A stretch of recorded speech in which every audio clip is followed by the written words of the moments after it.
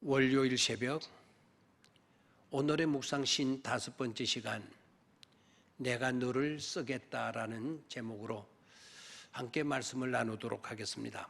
오늘 묵상하게 될 본문의 말씀은 사도행전 7장 34절의 말씀입니다. 같이 보도록 합니다.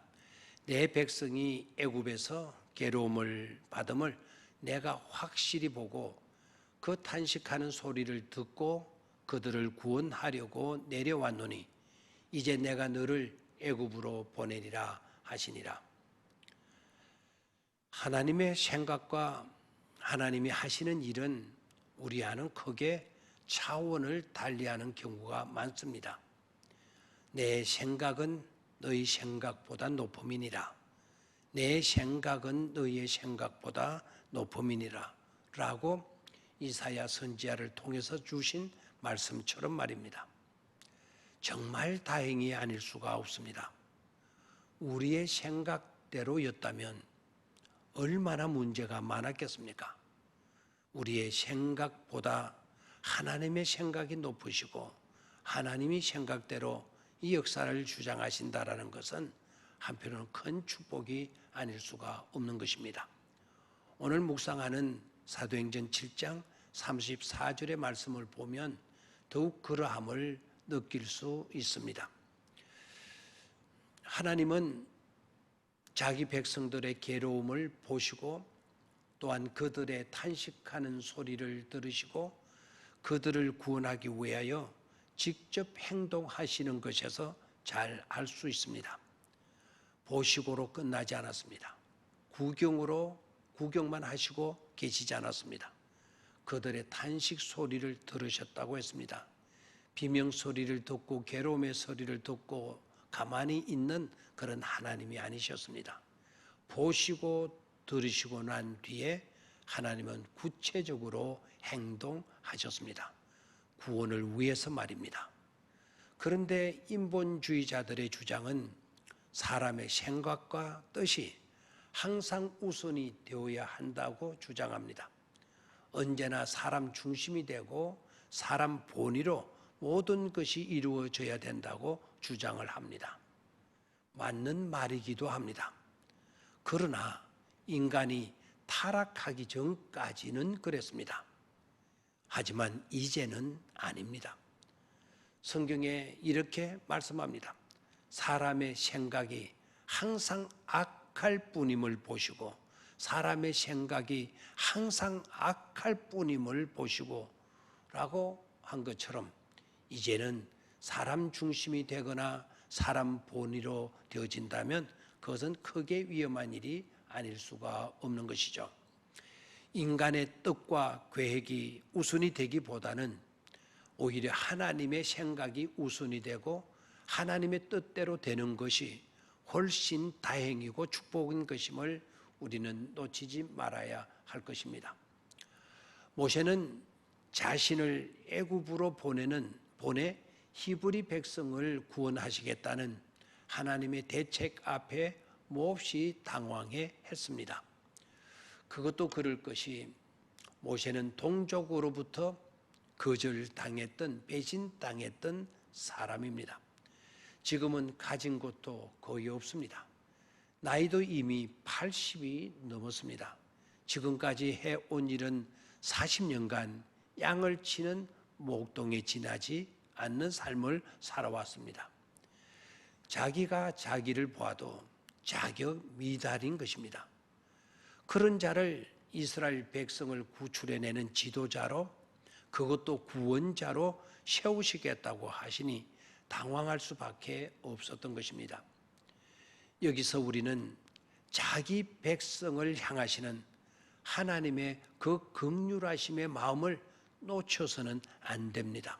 자기 백성들을 향하시는 하나님의 그 긍휼의 마음을 우리는 놓쳐서는 안 됩니다. 그들을 구원하시고자 실패자를 들어쓰시고 늙은 자임에도 들어쓰시고 흠이 많고 약점이 많은 사람임에도 들어쓰시는 하나님의 사랑, 그 은혜도 또한 놀랍지 않을 수가 없습니다. 내노라 하는 스펙 좋은 그런 인물들이 아니고 아주 열정이 넘칠 수 있는 젊은이를 선택하신 것도 아닙니다. 어떻게 보면 형편없는 전혀 그런 일을 맡기는 100% 불가능인 사람을 선택하셔서 사용하시는 그 하나님이 또한 놀랍기도 하죠.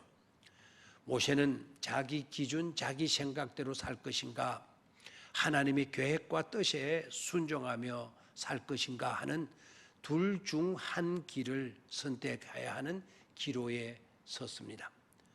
모세 자신의 입장에서 보면 모든 게 다 100% 불가능이었습니다. 그러나 결국은 자기를 포기하고 하나님께 순종하는 길을 선택하게 됩니다. 이것이 중요했고 그렇게 선택할 수 있었던 그것이 바로 믿음인 것입니다. 믿음은 때로는 자기를 버리고 하나님에 대의 큰 뜻을 받아들이는 용기 있는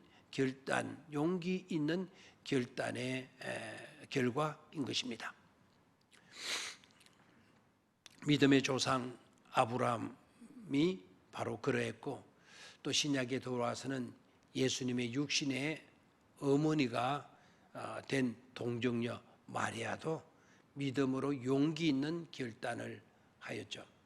그러므로 우리에게 무엇이 있느냐 없느냐는 그렇게 큰 문제로 되지 않습니다. 상대가 어떠하냐 하는 것도 사실은 중요치 않습니다. 상대가 누구냐, 상대가 어떠하냐 해도 사실은 중요치 않습니다. 형편없는 우리라 할지라도 하나님께 드리기만 하면 전지전능하신 하나님께서는 보잘것없을지라도 형편없는 것일지라도 우리에게 있는 것으로, 상대가 또한 어떠한 처지에 있다 할지라도 아무리 강하고 능한 자라고 할지라도 하나님은 우리를 통해 기적을 베푸시는 하나님이시다는 것이죠. 그 하나님이 놀랍지 않습니까? 그런 하나님을 제쳐놓고 우리가 주인이 된다, 그런 하나님을 제쳐놓고 우리가 중심이 되는 그런 삶을 산다, 그것은 있을 수 없는 일인 것입니다. 하나님은 모세를 통해서 많은 기적을 행하시죠. 모세는 기적의 사람입니다. 그가 온갖 기적을 행하였기 때문에 기적의 사람이 된 것이 아닙니다. 하나님은 그의 삶 자체가 기적의 삶이 되게 해 주셨습니다. 하나님께서 되게 해 주셨기에 기적의 사람이 될 수가 있었던 것입니다. 형편없던 자신이 영광스러운 엄청난 하나님의 대책을 이루는데 선택받고 부름받았다는 사실 자체도 기적인 것입니다. 우리도 마찬가지입니다.